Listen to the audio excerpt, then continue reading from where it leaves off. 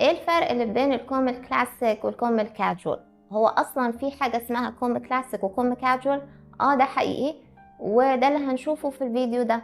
اهلا بكم، انا من عرفة pattern maker and sewing specialist. وفي الفيديو ده مش بس هتشوفوا الفرق اللي ما بين الكوم الكاجوال والكوم الكلاسيك، كمان هتشوفوا ازاي نحول من كوم كلاسيك نخليه كوم كاجوال، وكمان هتشوفوا احنا ليه بنعمل كده، ايه السبب اللي يخلينا آه، نشتغل على الكم الكلاسيك علشان نخليه كاجوال. ايه السبب لده؟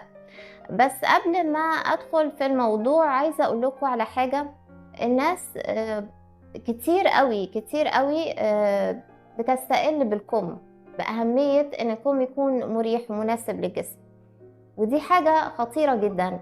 وانا شخصيا عانيت من ده لما كنت بتعلم، وانا ده حكيته قبل كده، كنت بتعلم مع ناس مش professional، مش شطار في اللي هما بيعملوه. وكنا في محاضرة الكم، فالمفترض انه هو الدكتور اللي بيعلم في الكلية دي، انا ما كنتش في كلية، هو كان فاتح زي سنتر ملحق بالكلية علشان يعلم فيه.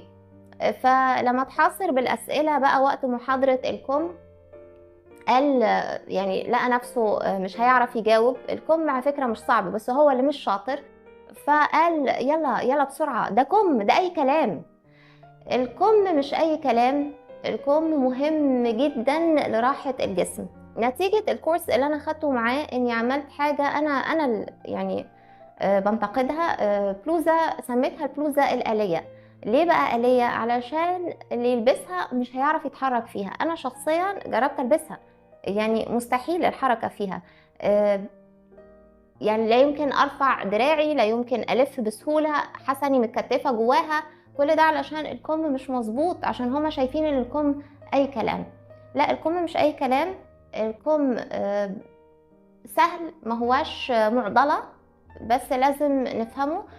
وتعالوا نشوف دلوقتي ايه الفرق اللي ما بين الكم الكاجوال والكم الكلاسيك. اي كوم بنرسمه في الاول لازم بيطلع معانا كوم كلاسيك، بعد كده احنا نحوله الكاجوال حسب الهدوم اللي احنا بنعملها. اول بس لاحظوا الفرق بين الكوم الكاجوال والكلاسيك، الجزء اللي فوق ده من الباترون. في الكلاسيك هتلاقوا الكيرف ضيق شوية مش مرتاح، في الكاجوال هتلاقوا كيرف مرتاح جدا، وده راجع لحردة الكم بتاعة الباترون الفلات او الباترون اللي فيه تقسيمات دارتس. ده هنشوفه في الفيديو قدام شوية، بس دلوقتي تعالوا نشوف ازاي بنحول من كم كلاسيك لكم كاجوال.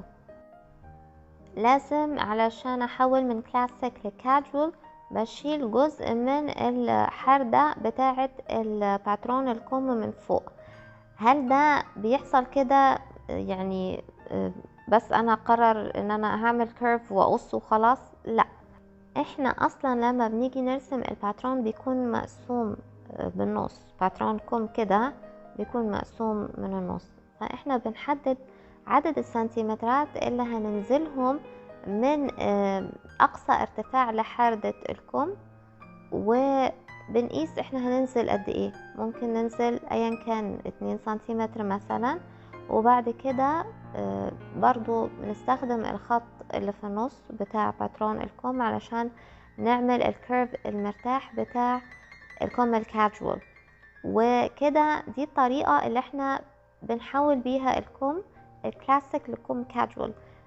ارجع اقول مرة تانية، هو لازم هيطلع معانا كم كلاسيك لما نيجي نرسمه، حتى لو بنشتغل ستايل كاجوال هي نفس طريقة رسم الكم.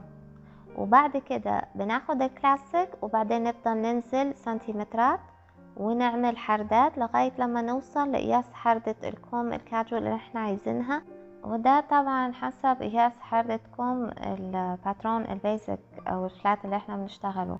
اهم حاجة بس يطلع قياسه مظبوط على مقاس حردة الكم بتاع الباترون البيزك او الفلات اللي احنا قاعدين بنشتغله.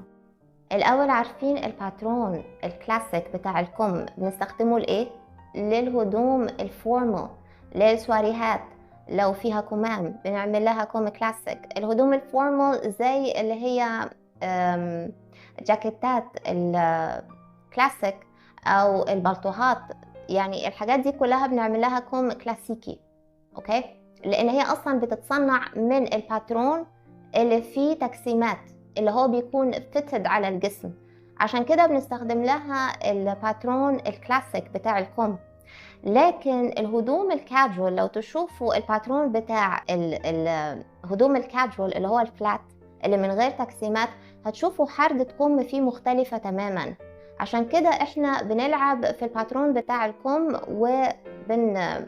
بنخلي الكيرف بتاعه مرتاح اكتر عشان يكون مناسب لحردة كم الباترون الكاجوال. ده اللي هتشوفوه في الفيديو الجاي. ده الباترون البيزك الفلات، والباترون اللي فيه تجسيمات with darts. الباترونين دول هما اللي بيحددوا على اساس ايه شكل الكم. هنا انا هركز على الحردات بتاعت الكم بتاعت الباترونات.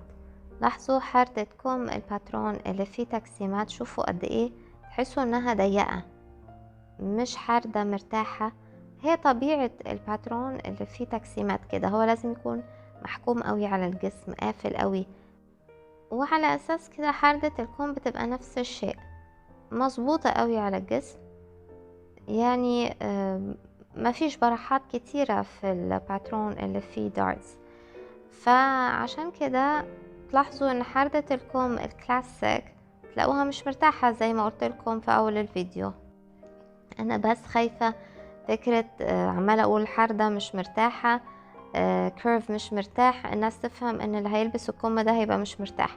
لا، هي معمولة مظبوطة قوي على الجسم، بس هي الفكرة ان ما فيش براحات كتير كلاسيك، حاجات فورمال تتلبس، حاجات يعني رسمي. فدي ستايل بيبقى الهدوم مظبوطة قوي فيه على الجسم. غير بقى الكاجوال، شوفوا هنا حردة الكومة في الباترون الكاجوال، شوفوا قد ايه يعني مفتوحة. هي طبعا انا عايزة اعبر اقول مريحة يعني، وبرضو عشان اوصلها صح اقصد ان شكل الكيرف مريح، ده اللي اقصده. هو كل ما في الموضوع ان الباترون ده اسمه فلات، فحردة الكم بتاعته مفتوحة اكتر، يعني فيها براح اكتر. عشان كده لما بعمل الكم ويطلع معايا كم كلاسيك، لازم ابتدي انزل 2 سنتيمتر او 3 سنتيمتر علشان اخلي الكم مناسب لحردة كم الباترون الكاجوال اللي انا قاعدة بشتغله. زي ما قلت لكم هي طريقة واحدة رسم الكم ولازم يطلع كلاسيك. طيب انا هحطه في حردة كم باترون كاجوال، بشتغل ستايل كاجوال، يبقى ايه الحل؟ اني انزل 2 سنتيمتر وافتح شوية الكيرف اللي فوق، ما خليهوش شارب، ما خليهوش جامد، اريحه عشان يناسب باترون الستايل الكاجوال اللي انا بعمله. لاحظوا هنا ان انا نزلت 2 سنتيمتر، بس في لونين اصفر كده على الجنب انا حطاهم. عارفين ده معناه ايه؟ انا بنزل 2 سنتيمتر وبفتح الجناب، بوسعها. ليه؟ علشان انا لو نزلت 2 سنتيمتر قياس حردة الكم هيقل. اعوض النقص ده ازاي؟ باني افتح الجناب بتاعة الكم. شوفوا انا هنا وسعت من فوق بس، يعني من تحت شوفوا الاصفر، الخط الاصفر داخل في نهاية الكم عادي، انا ما عملتش اي حاجة في الكم من تحت في اخر الكم.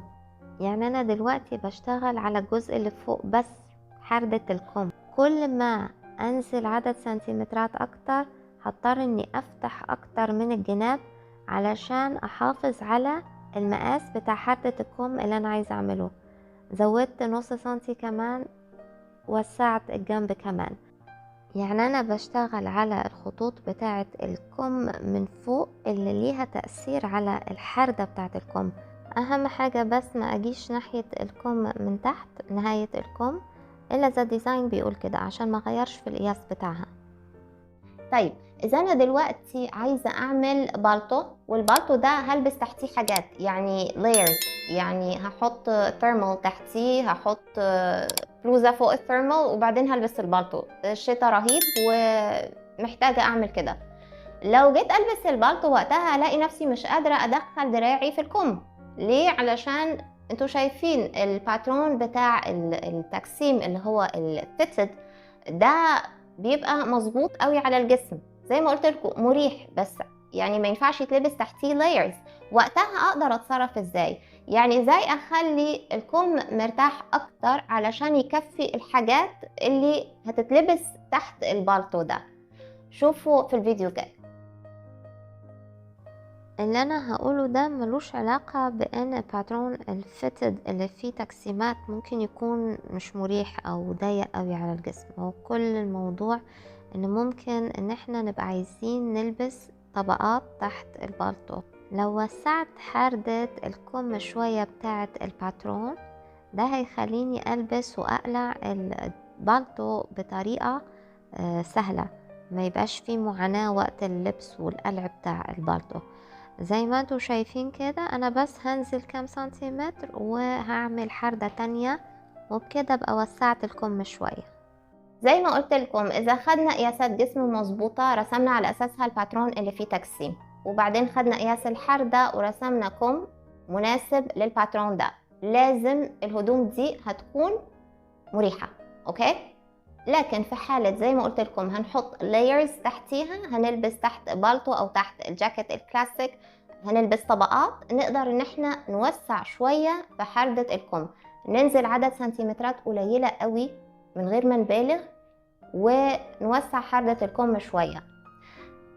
انا ليه بقول ما نبالغش؟ لان لو بالغنا هنشوه المنظر، هتبقى هدوم كلاسيك على كم كاجوال ومنظر مش مظبوط، هيبقى الشكل فعلا في حاجة غلط، واي حد هيشوفه او انتوا هتقفوا قدام المراية هتحسوا ان انتوا متلخبطين. اوكي؟ طيب تعالوا نتكلم في الباترون الفلات البيزك بادس اللي هو بيتعمل منه الملابس الكاجوال. دلوقتي انا هتكلم على الناس اللي بتصنع لنفسها هدوم، مش هتكلم على براندز الملابس الجاهزة. الملابس الجاهزة بيبالغوا قوي في حردات الكم اللي في الباترون علشان يرسموا كمام كبيرة علشان الهدوم تبقى مناسبة لأي قياس يلبسها وخلاص. وهنا مش بعيب في الملابس الجاهزة إطلاقا، بالعكس أنا عاملة مجموعة فيديوهات اسمها Before you start a clothing brand، بساعد فيها الناس اللي عايزين يبدأوا براند ملابس جاهزة يعرفوا يبتدوا ازاي وايه الأخطاء اللي المفروض ان هما ما يقعوش فيها. لكن أنا هنا بكلم الناس اللي بتصنع لنفسها هدوم. لو حد عمل لنفسه باترون ليه يبالغ في حردة الكم؟ يعني ليه ننزل عدد سنتيمترات؟ لازم يكون في أسباب. لو واحدة دراعها تخين أوكي، لو واحدة هتلبس لايرز تحت الجاكيت الكاجوال اللي هي بتعمله فعايزة توسع برضو أوكي. ممكن واحدة تكون عايزة تعمل ديزاين معين والديزاين إن الكم واسع قوي برضو تمام. لكن المبالغة بس لمجرد المبالغة نوسع الكمام وخلاص ده مش صح. اوكي؟ فتعالوا نشوف هنا في الفيديو الجاي ايه الطريقة اللي بنوسع بيها برضو الكم الكاجوال. زي ما عملت في الباترون اللي فيه تقسيم، نزلت كام سنتيمتر تحت وبعد كده عملت حردة. لاحظوا هنا نفس الشيء، بس خلوا بالكم انا هنا لما هاجي انزل واعمل حردة الكيرف بيوسع بنسبة اكبر، لان هو في الاساس واسع، في الاساس ريلاكسد، باترون فلات ما فيهوش تقسيم، فالكيرف بتاعه زي ما قلت لكم مرتاح.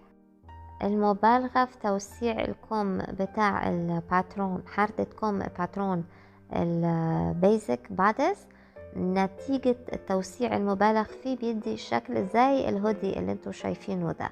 شايفينه كم ازاي مبالغ فيه جدا، مبهدل، مش يعني اوفر. الواحد لو بيعمل حاجة لنفسه مفيش داعي انه يعملها مبالغ فيها، حتى لو اوفر سايزد. صحيح مش هتبقى فيتد على الجسم، لكن هتبقى برضو بتاعة الجسم ده. هتفرق كتير لو خدنا بالنا من التفاصيل دي.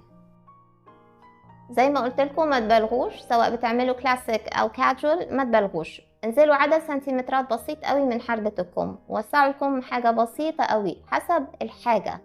يعني خلوا الهدوم شكلها برضو مرتب عليكم، لان المبالغة هيخلي فيه اكساس فابريك كتير، هيبقى شكل الهدوم عليكم كأن انتوا برضو شارينها جاهزة. بما ان انتوا بتعملوها لنفسكم، خلوها بتاعت جسمكم انتوا، تبقى فتت عليكم حتى اذا كانت كاجوال. عموما احنا في شيك اكاديمي هنبدأ كورس قريب قوي هنتكلم فيه على ازاي ناخد قياسات الجسم ونرسم الباترون البيزك، وازاي نرسم الكم، وازاي نحول الكم من كلاسيك لكاجوال، وازاي نخلي الكم يفت بالظبط على مقاس حردة الجيرو. واكتر من كده كمان هتلاقوه في الكورس. اذا عايزين تعرفوا تفاصيل عن الموضوع، انا حاطه لكم كونتاكتس في الديسكريبشن بوكس، في ارقام تليفونات واتساب تقدروا تتواصلوا مع التيم علشان تعرفوا تفاصيل الكورس. وانا لسه مكمله معاكم في مجموعه فيديوهات بتكلم فيها عن الكمام دي اصلا مهمه قوي. شكرا لوقتكم، شكرا متابعتكم، واتمنى الكونتنت يكون عجبكم. لو عجبكم بليز لايك اند شير، واعملوا سبسكرايب للشانل، وضغطوا النوتيفيكيشن بيل عشان اشوفكم الفيديو الجاي.